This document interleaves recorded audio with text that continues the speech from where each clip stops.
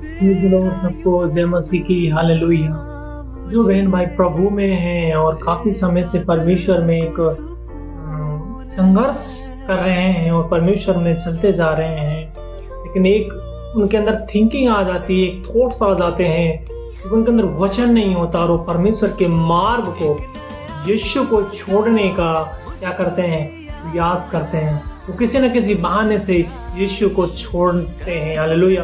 मतलब चर्च आना बंद कर देते हैं और यीशु को छोड़ देते हैं। उनके लिए मैं एक वचन को पढ़ना चाहूंगा, हालेलुया। नीति वचन उसका 15 अध्याय का 10 वचन इस प्रकार कहता है, जो मार्ग को छोड़ देता है उसको बड़ी ताड़ना मिलती है, जो डांट से बेर रखता है अवश्य मर जाता है, हालेलुया। यदि आप यीशु को छोड़ देंगे, मार्ग कौन है, यीशु, तो आपको बड़ी ताड़ना मिलेगी। और आप डांट से बेर रखेंगे, अवश्य आप मर जाएंगे, आप डेड हो जाएंगे, हालेलुया।